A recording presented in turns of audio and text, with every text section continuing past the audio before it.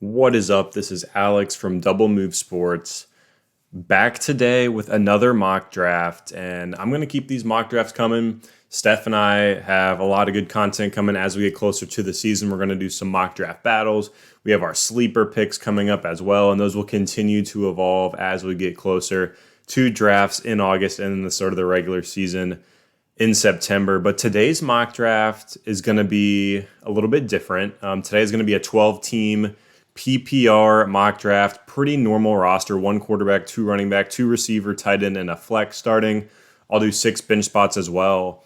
But the thing that makes today's mock draft interesting is we're going to be drafting from the turn. So this is a 12-team league. We are going to draft from the 11 spot because unfortunately we all don't get to pick our draft slots every single year. And if we don't have a top 3, top 4, top 5 pick and we can't lock in one of those bell cow stud running backs, what do we do? And that's going to be the reality for a lot of us this year in some of our leagues. So we're going to draft from the 11 spot and see how this roster can shake out. So I'm going to go ahead and start this mock draft on FantasyPros mock draft simulator. And here we go. Christian McCaffrey goes first overall as expected. And we do see just this incredibly strong running back run to start the draft. I mean, in the first 10 picks, it's 9 running backs.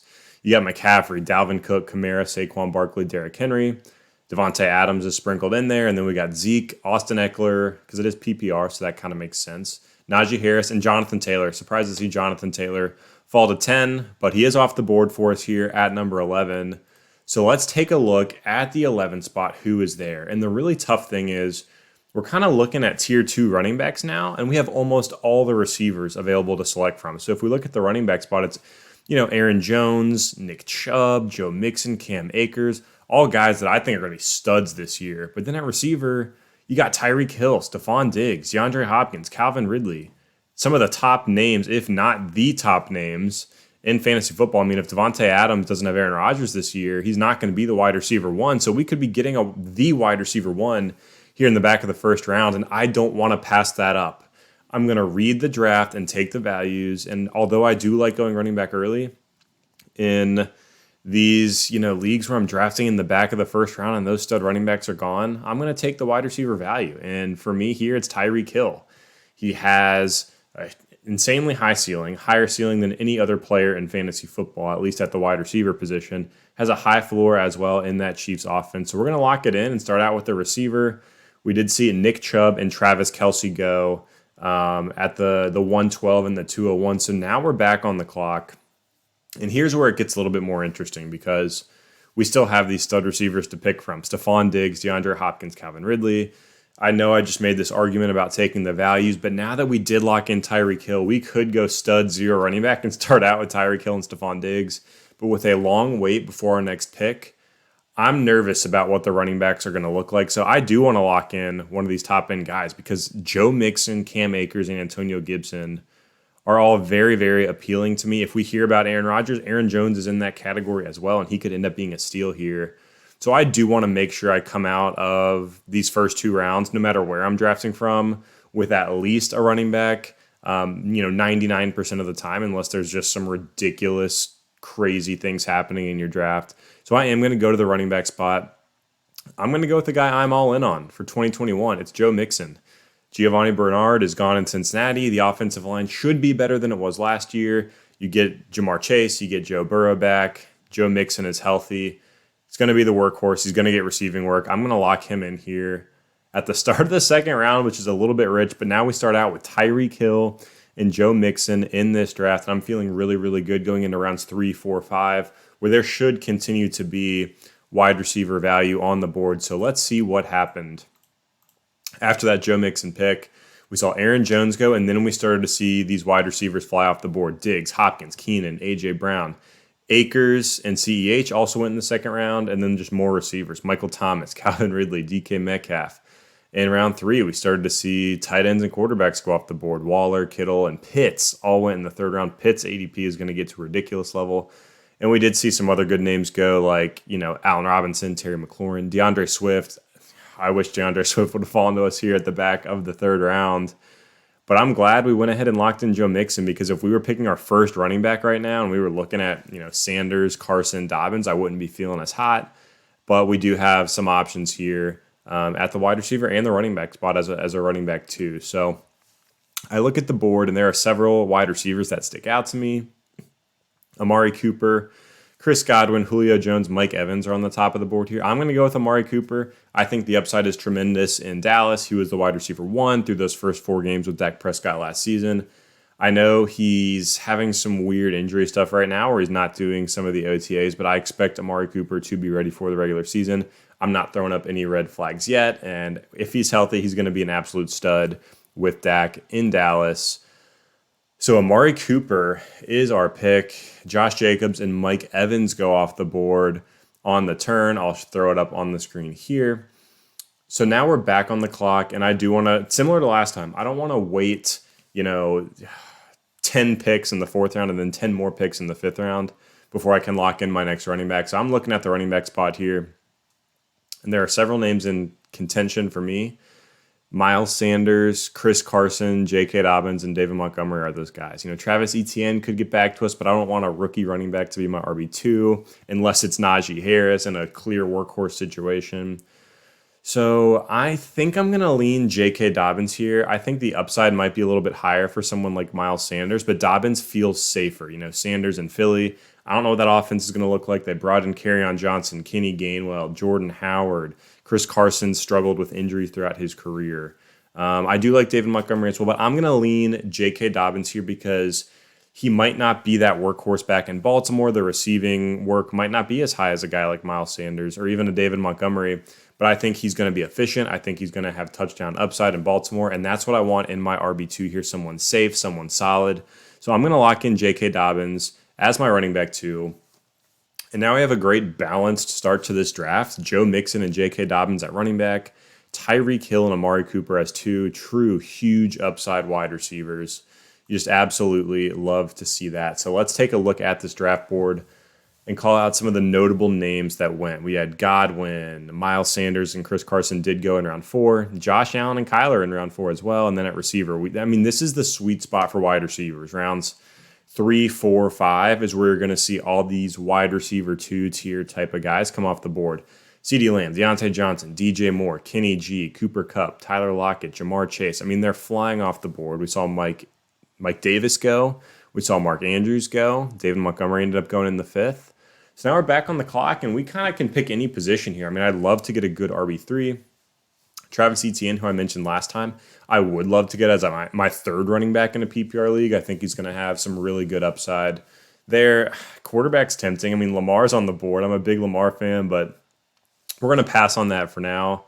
And there are several receivers I like. I think I'd be okay with T. Higgins or with Courtland Sutton as my wide receiver 3. And there's a running back I really want, and it is Travis Etienne. And I look at the team picking between us on the turn. They already have 2 running backs, 1 wide receiver, but I just don't want to take any chances. I want to lock in Etienne because I doubt that team is going to take both T. Higgins and Courtland Sutton on the turn, and they will get back to us. So Etienne is going to be our RB3 on this roster. Feeling really good about that, and that provides us some upside. And we almost got sniped on the turn. We saw Odell Beckham and T. Higgins go. So as it comes back to us, we are going to lock in Courtland Sutton as our wide receiver 3. Should be fully healthy off of that ACL injury last season. Teddy Bridgewater, Drew Lock, you name who the quarterback is going to be. I still think Sutton's going to have that really, really solid wide receiver 2, high-end wide receiver 2 upside. He has played with really bad quarterbacks in his career, and he's been nothing short of fantastic on the field. So when he's healthy, he is a beast, and he's going to be healthy at least going into the 2021 season.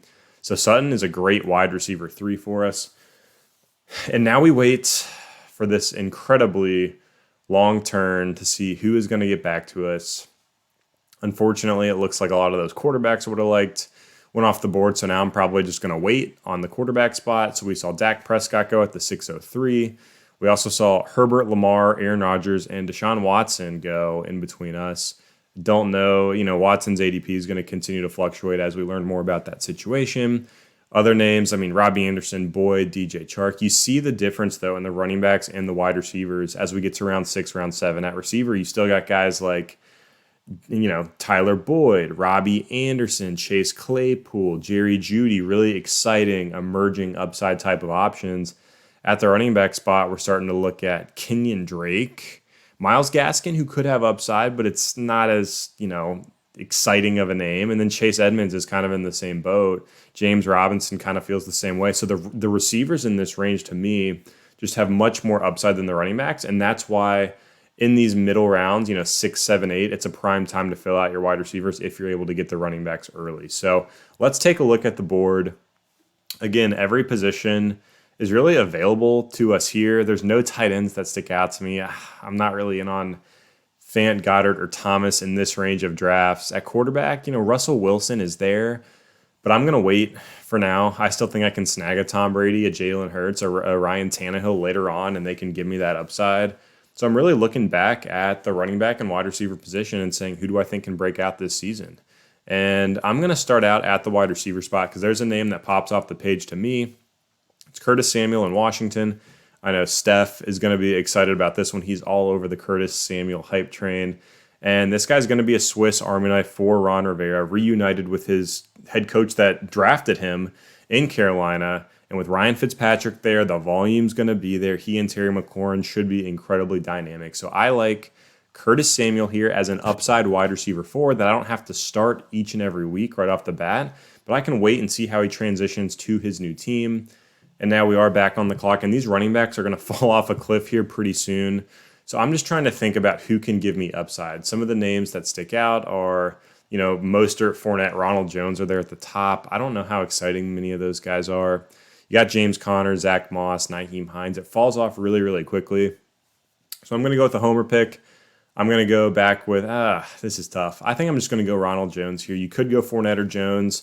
With this pick, I prefer the talent of Rojo. We did see Fournette come on strong in the playoffs last season, but both did provide value at different times in the 2020 season if one or the other was out of the lineup. And sometimes in a desperation situation when you had to start them, they could have come through for you. So as an RB4, it's not going to be anything incredibly ridiculous, but both guys should have some value. And if the backfield starts to clear out because of injuries or whatever else, they could end up being someone that's in my lineup more often than I think. So I'm just going to lock in Ronald Jones to give me some depth at the running back position. The talent is still there.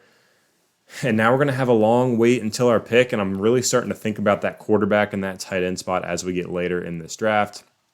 We'll take a look at the board. And let's see who came off the board. No more quarterbacks, so that's great news for us. Logan Thomas did go off the board at tight end, and we saw more of these running backs, receivers. I think Antonio Brown at the 902 is a fantastic value. I'm big on Laviska Shenault, Michael Pittman, Michael Gallup. I'm just going to highlight some names here, and that's about it. I think Corey Davis is okay. Jarvis Landry isn't anything exciting. Jalen Waddle, risky business there, even in the 9th round. So let's take a look at who is available, and honestly, I'm just going to lock in a tight end. There's a couple names at quarterback I like. I like Brady. I like Hurts. I like Tannehill. At tight end, I like Fant and Goddard, but I don't know how many weapons this Denver offense is going to support. They got Jeudy, Courtland Sutton, who I think are going to be that 1A, 1B. I do like Noah Fant, but I don't want to oversaturate my receiving options on a bad offense. With someone like the Dallas Cowboys, with the Chiefs, I think it's fine, but on Denver, it makes me a little bit hesitant. But if the value's there, I'm always willing to do that. I'm not afraid to stack guys on the same team, but if I have a similar tier type of guy like I have here with Fant and Goddard, I'm probably going to lean the other way. So I'm going to go ahead and lock in Dallas Goedert as my tight end. It's good value to me in the back of the 9th round. He doesn't have to be anything crazy. I think he should be a tight end 1 this season, and he's going to return on that value for me. So let's see who went in between that Goddard pick. Cole Beasley and A.J. Dillon. A.J. Dillon's a guy I actually also really like for this season. I'm sure we're going to break him down more as we get closer to these drafts and to opening kickoff. But I'm going to go ahead and lock in a quarterback. I'm doing it. I'm going Jalen Hurts. It's the 10th round. It's time to take a risk. Jalen Hurts has that rushing upside that we look for. You look at the top quarterbacks in fantasy football right now. Josh Allen, he runs the ball. Kyler Murray, he runs the ball. Lamar Jackson, he runs the ball. Dak Prescott can run the ball. Patrick Mahomes, freak of nature, GOAT of our generation, but he can also move a little bit. So you look at these top guys, they all in some way provide a rushing floor or rushing upside. Jalen Hurts gives you that. He doesn't have to throw for 4,500 yards and 30 touchdowns to be a top 8 quarterback. So I'm going to take the gamble here.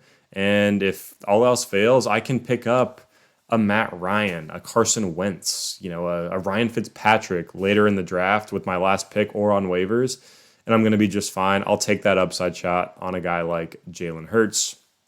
So now we are back on the clock.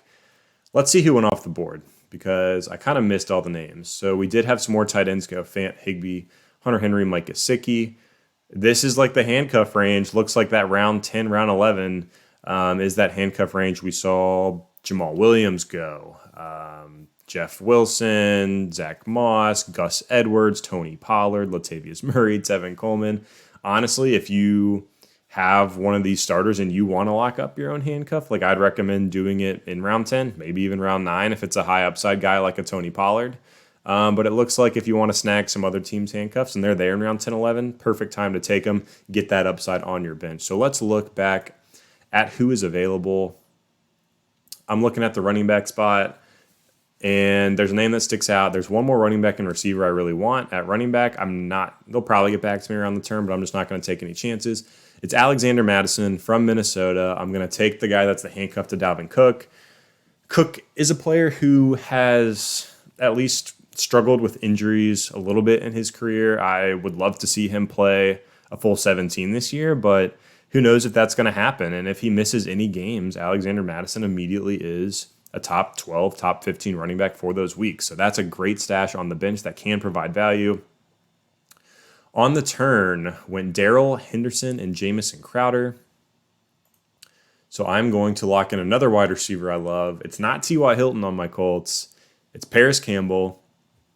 You're going to hear me talking about this guy a lot. I've already brought him up a lot. I'm snagging him in every best ball league I can. I have him in every dynasty league I'm in. He is a guy I'm in on as a deep sleeper for 2021. And the best thing about Paris Campbell is, yes, I think he has tremendous upside. Yes, I'm all in on this guy. I think he could be the wide receiver one for a good Colts offense with Carson Wentz, with a good O-line. He's got the profile to be a stud wide receiver in the NFL. But I just got him in the 12th round. Like, if I'm wrong, most guys you're getting in the 12th round, let's see who's going around him, are going to end up on the waiver wire anyway. Like Jamison Crowder, Darrell Henderson, Rashad Penny, Phillip Lindsay, Kenny Gainwell. Would you rather have one of those guys or have an upside shot in Paris Campbell? So I'll take that in the 12th round all day. I'll take him in the 11th or 10th round, honestly, if I want to make sure I can get him. But we're back on the clock here with our last pick. Let's see who is available for us. None of these receivers or running backs really pop off the page to me. So I'm at least going to glance at the quarterback and the tight end spot to see if anyone sticks out. And someone does. It's Trevor Lawrence. I took a risky quarterback in Jalen Hurts. Trevor Lawrence has some risk of his own as a rookie, but I'm going to take him. I'm going to see if I can get this year's Justin Herbert. Lawrence actually provides more of a rushing upside at the quarterback spot. He runs more than he gets credit for. So I'm going to lock him in, stash him on my bench, and see how he does for the first few weeks. So Trevor Lawrence is the pick here, and that's going to wrap this thing up. So to summarize our team, at quarterback, we have Jalen Hurts and Trevor Lawrence. At running back, we have Joe Mixon, J.K. Dobbins, Travis Etienne, Ronald Jones, and Alexander Mattison. At receiver, Tyreek Hill, Amari Cooper, Cortland Sutton, Curtis Samuel, and Paris Campbell. And we have Dallas Goedert at the tight end spot. Not a bad team for drafting on the turn. The one thing that this team really lacks is that high-end, high-upside stud running back, that Christian McCaffrey, Alvin Kamara, Dalvin Cook, Saquon Barkley, Derrick Henry level running back. And the thing is, unless you have a pick in the top 5 picks, you're not going to get one of those guys anyway. So the majority of the league is going to have to figure out how to build a good roster without him. But I think we got the top wide receiver in fantasy this year. Right now, he is my wide receiver one. It's Tyreek Hill. I think Amari Cooper is another wide receiver one. I think he's going to be top 10 this year. And then we were still able to do fine at running back. Joe Mixon, J.K. Dobbins, Travis Etienne, Ronald Jones, Alexander Mattison is a very, very good crew. Love the upside we got at quarterback. Got a decent tight end in Dallas Goedert that's at least, interesting. And he has potential to have upside, unlike some of these other guys. So I really like this roster. If you're drafting on the turn this year, Don't give up. You can put together a good team from anywhere in the draft. But that's going to do it for this video. We're going to keep it coming with these mock draft videos. We've done 0 running back draft strategy. Now we've done drafting from the back end of the turn. Might do another one soon, drafting from the top end of the turn. And then we'll do, of course, some mock draft battles as we get closer to the season with Stef and I on our main podcast episode. So again, this is Alex from Double Move Sports, and we'll see you next time.